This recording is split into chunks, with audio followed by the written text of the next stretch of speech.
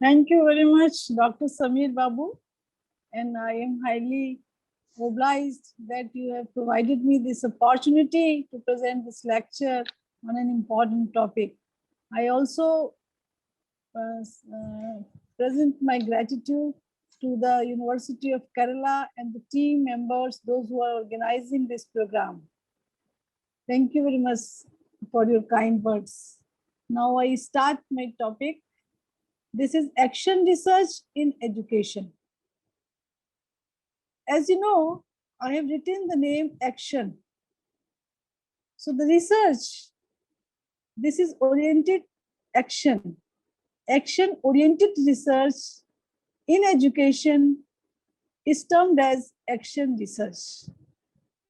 No doubt, every research is action-oriented. Without action, we can't move ahead. But in this research, there is some kind of speciality.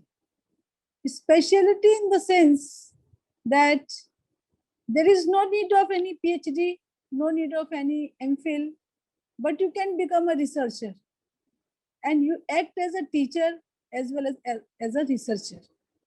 So this action research is mainly concerned to the classroom environment, where we deal the students and where we try to improve the teaching learning procedure.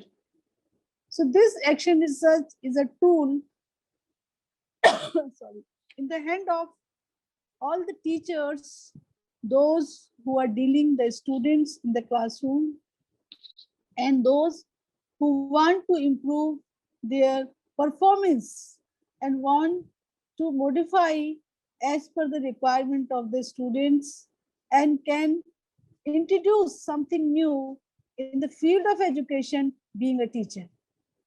So let us see the historical background of this action research. This action research was started by Kurt Lewin in 1940. And the idea of using research in a natural setting to change the way that the researcher interacts with that setting was originated from Kurt Lewin. You must know Kurt Lewin is also familiar for psychological theory.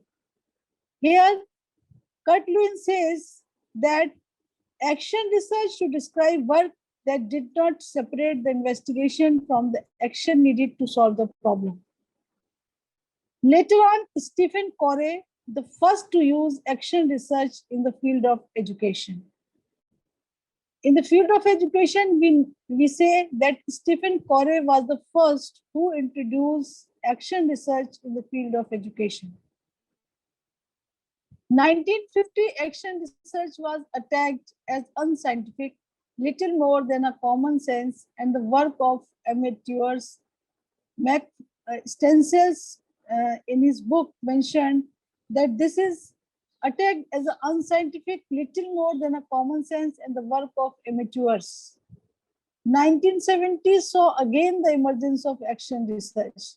In 1950, it was not accepted and it was designed as an unscientific and it was called as unscientific.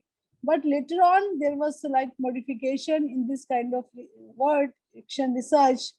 And 1970, there was again the emergence of action research.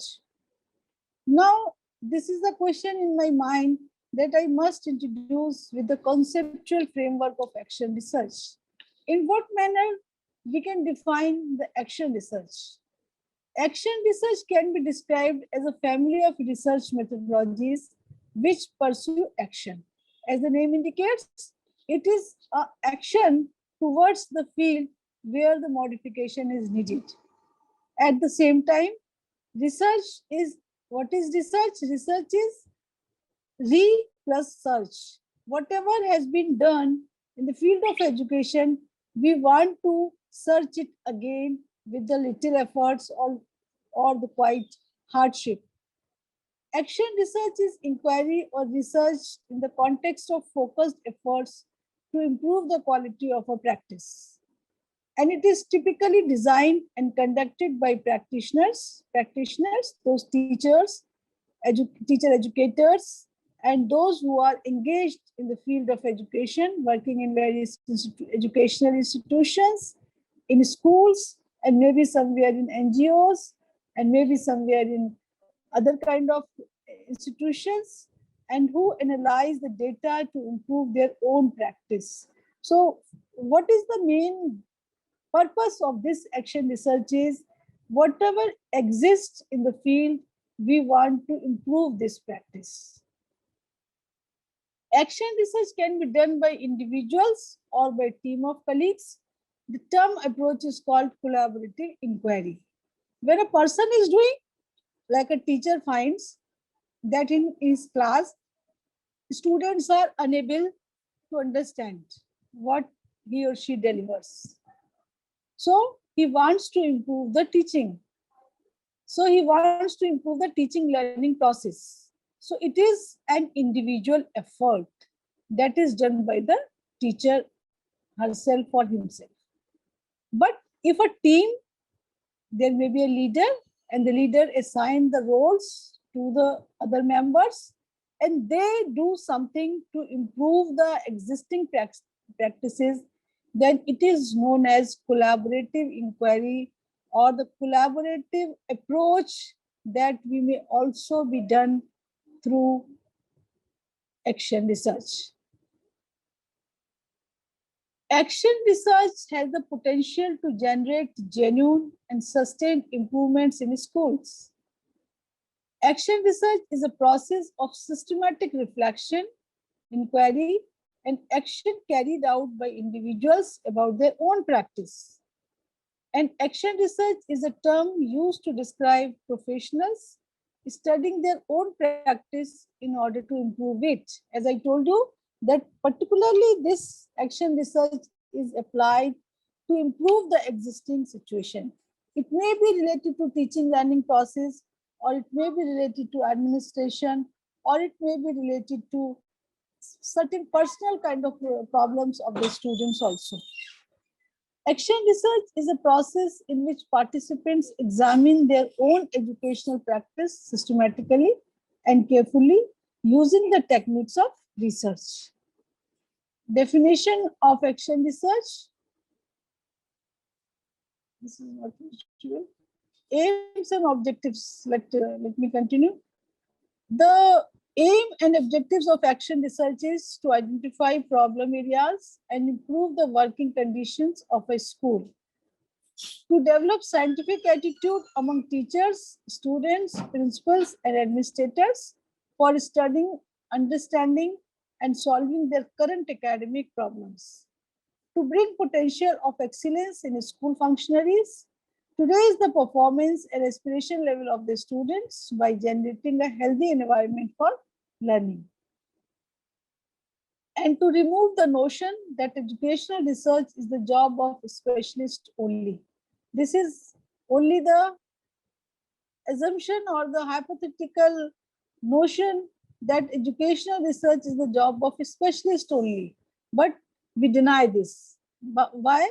Because any action research can be taken by any practitioners, those who want to improve the existing situation, to make the school or educational personnel more cooperative and democratic in their world of work, to make the environment of the school more conducive for effective teaching and learning. Now we come to the characteristics of action research. The main characteristics of the action research is that in action research, teachers and the classroom practitioners feel and solve the problem. A practitioner undertakes both the function of diagnosis and therapeutic treatment. So as a doctor diagnose that what is the problem is here, and then treatment is given. Similarly, in case of action research, the teacher first identify what kind of problem is that, and on the basis of the problem, the treatment is given. I will take an example later on. Let us see this characteristic. It is a scientific process for studying and solving the current practical problems of education. It means no, there is no any haphazard and no unsystematic kind of action, but it is a very systematic and scientific process. When we say it's scientific process, it means this problems goes from one step to another. In first step, the problem is identified. In another step, the objectives are framed by the teacher. Then hypotheses are framed by the teacher. And later on, data is collected. And after collecting the data, it is analyzed by the researcher. And on the basis of the analyzed findings and the data collected, the results or the findings are declared, and similarly as per the need of the problem, the treatment is given. So it is a scientific and systematic process. We can't say that there is biasness in the process. We can't say that it is hypothesized. No, whatever is done, it is in front of all, and it is done from one by one, step following in a systematic order. It tries to heighten self-awareness, self-criticality. Heighten self-awareness means I am not aware that when I am going to the classroom, the attendance is short. But when I identify the problem and I go through all the steps of the action research, I found that the reason behind is that I am not opting the correct methodology in the classroom or the suitable or appropriate methodology in the classroom. Therefore, I was not aware that what kind of treatment is needed as per the nature of the content.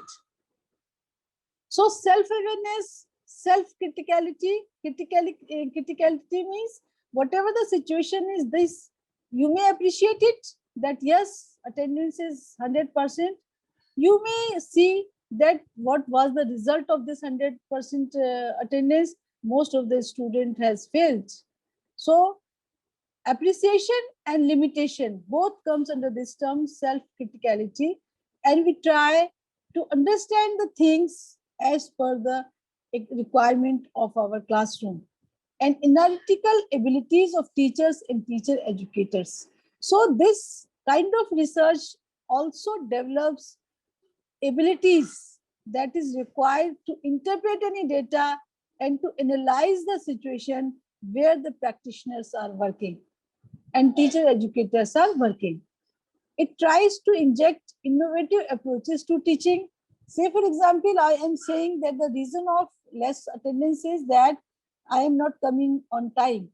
So, what I have prescribed that I must be on time to make the students punctual. If students are unable to understand me, it means I must impart the content in such a way that the language becomes easy and everything becomes so easy that the students can grasp it. So innovative approaches means the new ideas, the new approaches, the new methodologies out of the box, out of the traditional way comes out, and we can say that the teacher become a researcher and can produce and can contribute the innovative approaches in the field of education. It focuses on immediate application, on the development of theory or in general application. Its findings are to be evaluated in terms of local applicability and not universal validity. The thing is that we perform the fundamental researches to produce some kind of knowledge. But when we apply this knowledge to any field to improve it, then we say it is a applied research. So the action research is the part of the applied research. But all research findings are not immediately applied in case of applied researches. But In action research, you can apply the findings immediately because you are taking or identifying the problem from a set of students or from the identified population to whom you are dealing every day. So after making the research, you can immediately implement the findings and can check the system whether improved or need further. It focuses on improving and modifying current practices. No doubt, when we are making a research in a particular area or in a particular taking a one kind of problem, so we can modify it as per our needs. It is a small scale and narrowly focused research undertaken by teachers in given context. Because shortage of attendance is my problem. Sorry. It is not related to others' problem. In other in other classroom, its attendance is full. 100% attendance is there, but in my class, it is 50%. So this problem is related to me, not with the other teacher. So that's why this is a narrow kind of research and focused only on the problem that exists particularly in a school or in a kind of particular classroom where the teacher is facing certain kind of problems. It has also been referred to as research into practice by practitioners for practitioners. Sometimes we say that this research is into practice by the practitioners and for the practitioners. So practitioners apply, identify the problem, and practitioners carry on the research, and practitioners use the findings also. So it is fully for the practitioners, those who are in the classroom or those who are in the field of education, where immediate action is required and immediate improvement is required. Only thing is that a teacher must have an attitude and scientific attitude and must have the steps of this action research, in what way it is likely to be carried on. Now the question arises, why this action research is essential. Can't do anything without action research, or can we improve it without action research? Yes, the answer is yes, you can improve your situation, but if you want systematic findings, if you want certain kind of unique implications and unique kind of results that may be from your action oriented field is really wonderful, and it may be utilized by the others also, or it may be utilized by you somewhere in the another class also. So action research is no doubt is a kind of idea that on the basis of idea you can improve, but this idea may need certain verification. So action research provides you a platform where you can collect the data and you can improve your field yourself. So action research gives educators new opportunities to reflect on and assist their teaching, to explore and test new ideas, methods, and materials. So it is not essential that it is only related to your classroom, your curriculum. If you are facing that the curriculum is quite difficult, you can take this as a research, and anything related to this methodology, it is very easy. You can perform the experiment also. Say, for example, you have divided the class into two. One is control group, another is the experimental group. In a control group, you may carry on the same method. In the experimental group, you can introduce certain kind of variables or another method that you want to testify. So you can compare the data collected through conventional method or through the new innovative method, then find out is there any difference, or the difference exists due to the new innovative method that you have applied, or due to some another reason, or you can modify your pedagogy and methodology as per your treatment, as per your observation. To assess how effective the new approaches were and to share feedback with fellow team members also, You can take the feedback also. Say for example, you are doing this in a team, so you can take the feedback from the from your colleagues also, that whether the things done in this respect was quite satisfactory or further need to improve the process. So when we are doing this in a teamwork, certainly we may get the wonderful and surprising findings and can improve the action research again and again. To make decisions about which new approaches to include in the practice, it is the most logical way of doing research on societal and community issues.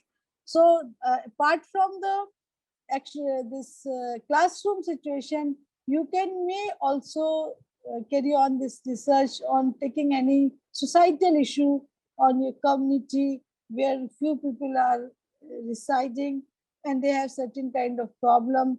So you can find out why there is people are not going to the school, why people are not agreed to send their wards to the school, or why the females are not allowed to go to the school far away from their home, or maybe why the people are not agree to go to the urban side, they only prefer to live in the rural side. So these are the problems that exist in the society. So for improvement of any society's traditions, for improvement of society's philosophy, for improvement of societal customs, you may carry on this research for a particular community event. Community issues and societal issues may also be solved with the help of action research. The areas of action research. The areas of action research can fall under the following categories. Say, for example, it may be related to learner. Learner is your customer, and learner is your always in your hands. Whatever you are implementing in the classroom, you do it for the improvement of the behavior of the learner. So learner is your primary priority to concern with the learner. Always be sympathetic, always be visionary, and always be innovative. That what kind of problem is existing with the learner. If he is good, appreciation is needed here, and enrichment program is needed here for them as to flourish their abilities. And if the learner is average, may go along with other learners. If the learner is poor, this is the challenge for you. Why the learner is not progressing as you wish or as you want to see the behavior. So for that particular problems, we may take the help of action research. But related to learner, there are so many problems. There may be psychological problems. There may be socio-cultural background of the students, that they are from the poor families. They are unable to afford the full-time food, or not even to provide the books. So they are not coming to the school. And the learners' problems may be related to the parent side, that they are separated or they are fighting each other every time, not paying attention what the wards, what is its effect on the personality of the wards. So this is the learner's side problem, and maybe some kind of this mental health problem, and maybe learner is weak in memory, so he is not paying attention and always trying to keep away from the teaching learning situation because it gives stress, and he never like to cope up with this stress. So these all kind of problems may exist in your classroom. Sometimes it happens that the friendship between two students, it is also maybe beneficial. Peer group tutoring may be beneficial. Studies show that it is beneficial. But sometimes when the learner is in a bad kind of friendship, he may get certain negative attitude from the friends, that I must be at home, or instead of going to the school, I must go somewhere else and can enjoy. So these kind of problems may exist within learners, those to whom you need give counseling, guidance, and sometimes identify the problem. Where does it, why the learner is not having proper progress as it is desirable.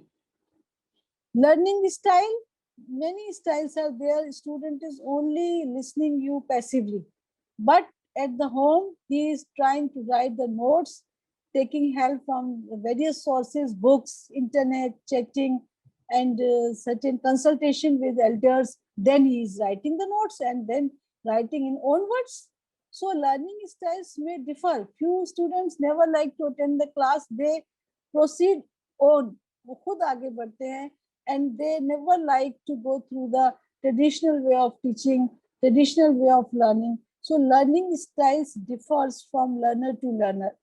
If the learner is following the style, that may be harmful, or maybe some kind of failures. Say for example, moving very slow, examination approaching and he is moving very slow.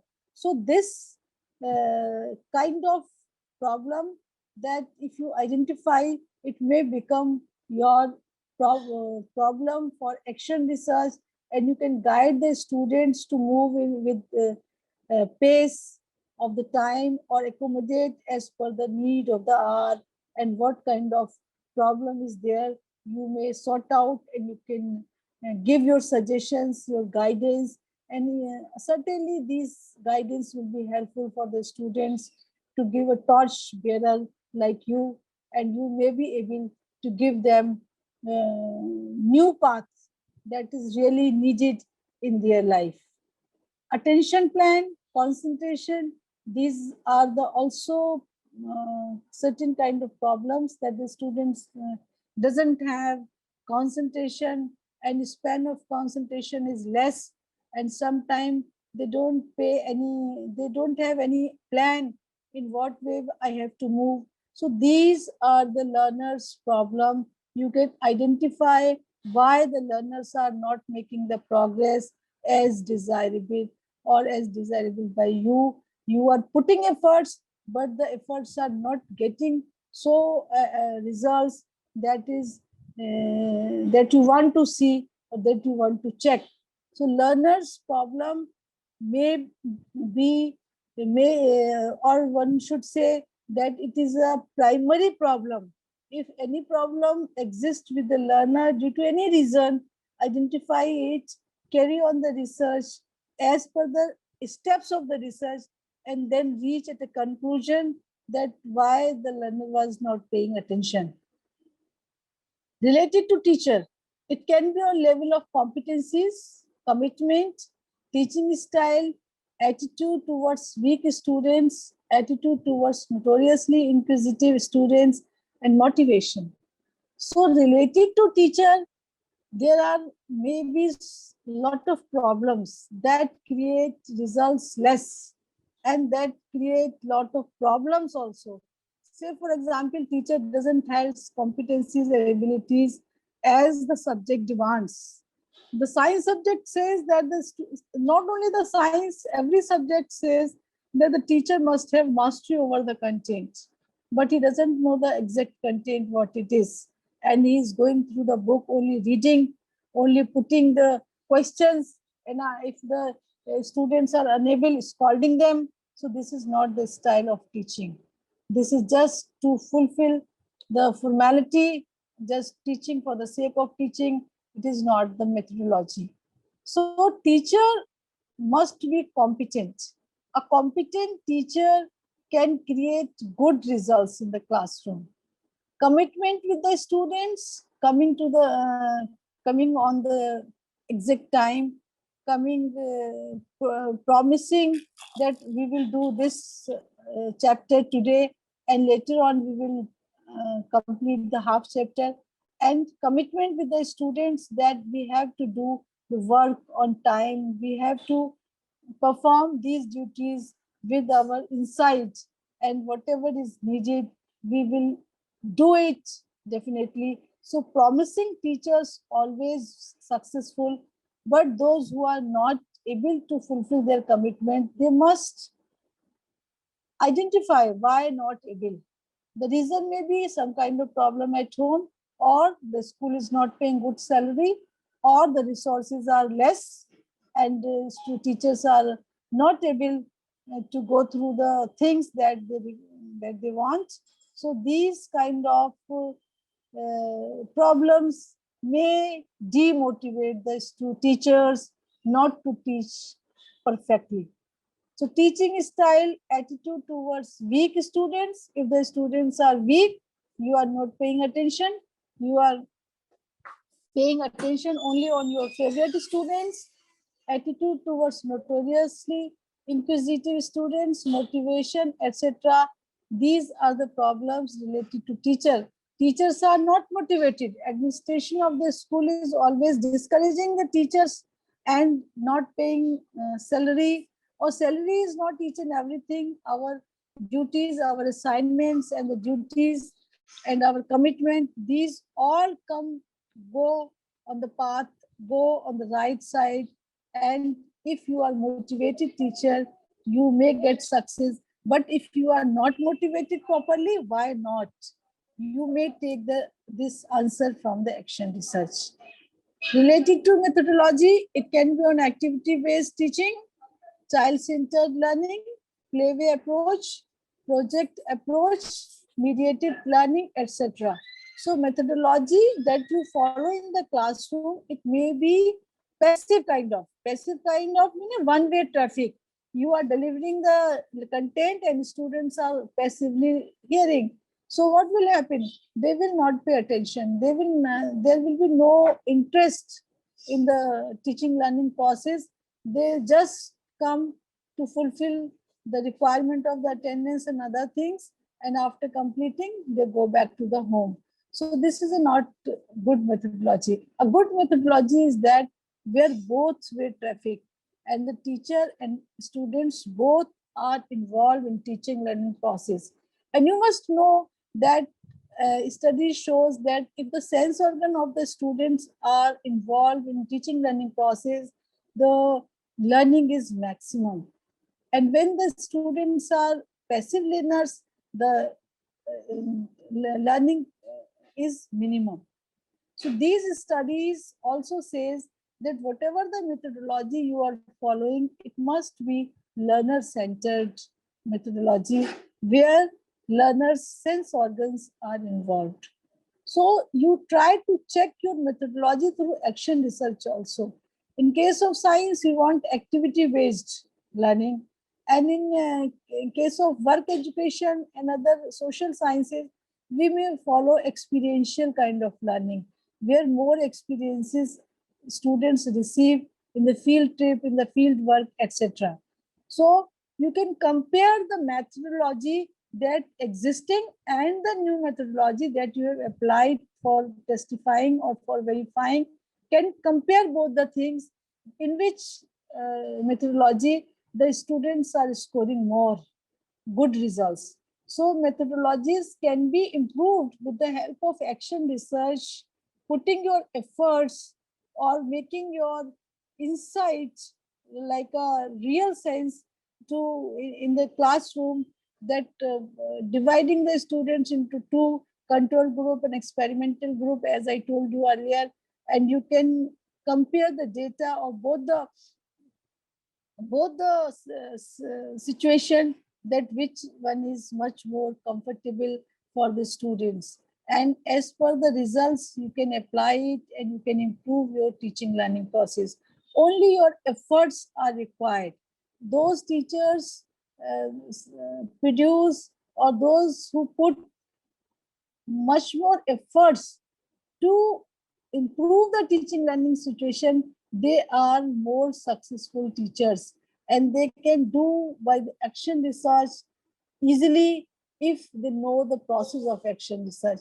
This research having the same process as the fundamental research, but the difference is that fundamental researches are done on a large sample, and these action researches are done on the small samples and just to solve the immediate problem, whatever exists in the teaching learning process. Next is the related to evaluation. Evaluation means multiple choice are there, and essay type questions are there. Which kind of questions are much more, students are getting more marks, and why? So these are the evaluation processes, and we do, or we evaluate the students at 4 stages. Say, for example, at the entry level, we take the testing. Then we, after delivering the lectures, we then take a formative testing. Then after 4 testing, we take the summative evaluation. So formative evaluation, summative evaluation, these all are compared. If the students were very good in the early stages and later on they become weak, why it is so? Why it is so? The reason behind is that the good resources were not provided to them, or there is some kind of carelessness on the part of the teacher, or maybe reasons. There may be, say, during this pandemic, we are not coming to the classroom, we are only taking online classes. So these online classes, how far they are, students are able to achieve the same level as in the case of traditional. This is also become a field of the action research. So every teacher, those who are taking the online classes, may compare their scores, that in the past year what the students achieved, and this year when I am passing through this online classroom, what kind of results are there. So this is a kind of attitude, that scientific attitude or the research oriented mentality, if a teacher has, can identify the reasons of failure and can improve it as per the demand of the situation. Related to curriculum, it can be on mechanism of curriculum design, mechanism of curriculum construction, teacher's role in curriculum design and development, intended, transacted, and hidden curriculum. Intended means you are intended to approach or achieve these objectives. Transacted, that you have implemented in the classroom. Hidden means that is not written in the form of words, but we expect from the students. So this is a hidden curriculum. Say, for example, when the elders enters in the classroom, you must pay regards by standing. If the teacher says, ask any question, you must raise your hand. Then the teacher will call you by your name. You must stand up at your place and reply it. If you are right, may be appreciated by the teacher. If you are not able to reply, teacher will help you, providing the supplementary questions, and he will try to reply you with the help of small or ground level, grassroots level questions, so that connecting your previous knowledge with the past knowledge and making filling a gap between these 2 points and making you warm up and making you able to reply. So these are the things that we apply in the classroom, but when we do it in a step by step, and we collect data, and we do by analyzing, interpreting, and findings, and we apply these findings in the classroom, these all become the scope of action research, and teacher himself or herself become a good researcher. No need to go to the taking any degree, but you yourself is enriched resource, and you can solve your problem own. Types of action research. Individual teacher action research, if a single teacher is involved. Collaborative action research, if you are taking a team, 2 or 3 members are there, leader is there. Then school-wide action research, all staff is involved in the action research, and one problem is there, and the parts of this problem is divided among the staff. You will see, check why the students are coming late. You will see that why the students are not paying attention.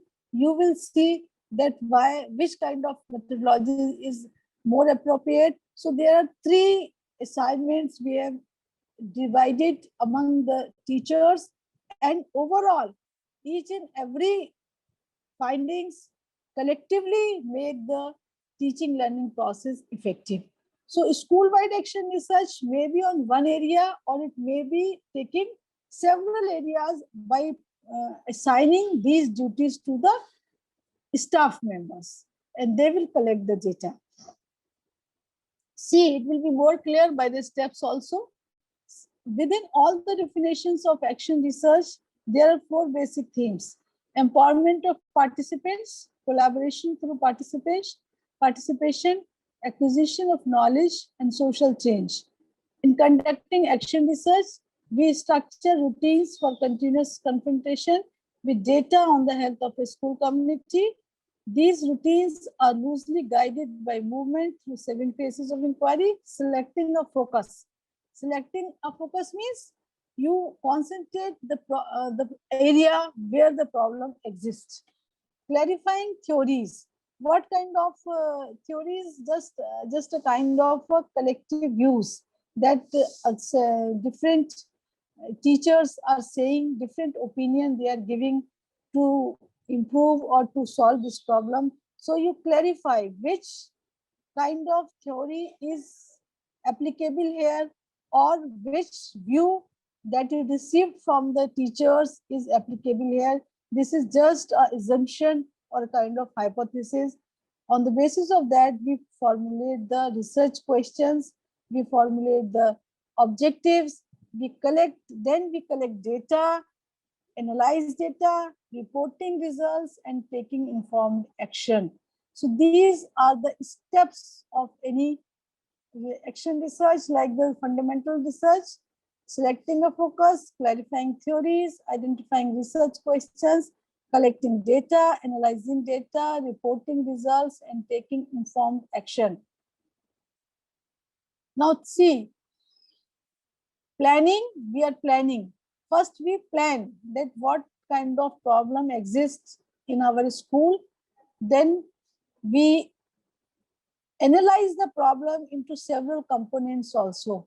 And we, as I told you, that one component or one part of the problem is giving to the one teacher and another is to another teacher, so that the collectively when we reach to a point, we can at least clarify what is the reason behind this problem.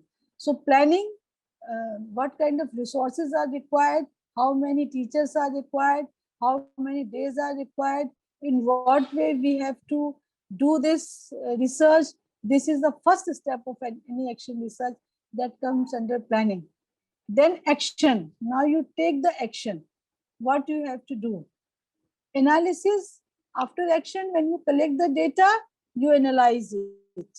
And after analysis, you will find the results and the conclusion. So this is the cycle, like the similar fundamental research or applied research. Further, I'm saying that researches are at a large level, large scale, but the action research is quite a smaller scale. And at institutional level, we apply it.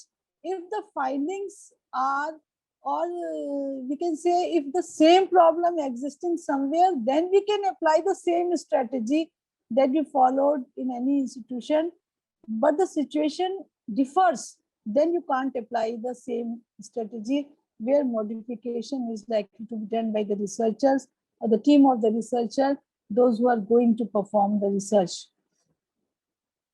This is again further I have elaborated all the steps. Step 1, selecting a focus.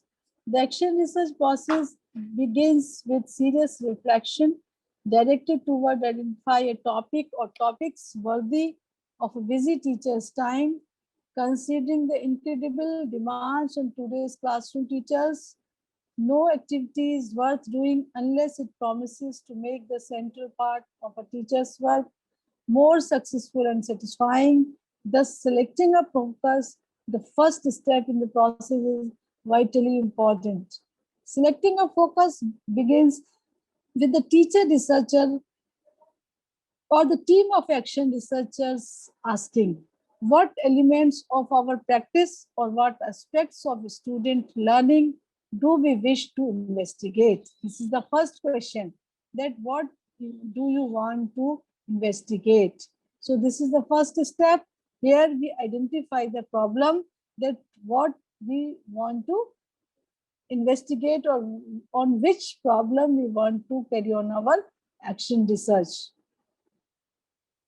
Clarifying theories, the second step involves identifying the values, beliefs, and theoretical perspectives that these researchers hold relating to their focus.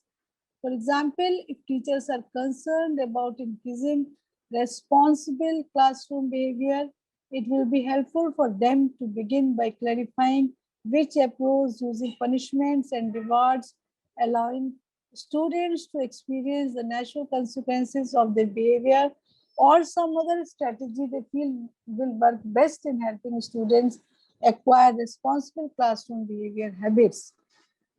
Step 3, identifying research questions. Once a focus area has been decided and the researcher's perspectives and beliefs about that focus have been clarified, the next step is to generate a set of personally meaningful research questions to guide the inquiry. Fourth, collecting data. Professional educators always want their instructional decisions to be based on the best possible data. Action researchers can accomplish this by making sure that the data used to justify their action are valid and reliable. Lastly, before data are used to make teaching decisions, teachers must be confident that the lessons drawn from the data align with any unique characteristics of their classroom or school. Step 5, analyzing data. Although data analysis often brings to mind the use of complex statistical calculations, this is rarely the case for the action researcher. A number of relatively user-friendly procedures can help a practitioner identifying the trends and patterns in action research data. During this portion of the 7-step process, teacher researchers will methodically sort, sift, rank, and examine their data to answer to generic questions. What is the story told by these data, and why did the story play itself out this way? By answering these two questions, the teacher researcher can acquire a better understanding of the phenomena under investigation, and as a result can end up producing grounded theory regarding what might be done to improve the situation. Step 6 is reporting results. It is often said that teaching is a lonely endeavor. It is doubly said that so many teachers are left alone in their classroom to reinvent the wheel on a daily basis. So reporting results means whatever the findings are there, you will have to write it in the form of a report.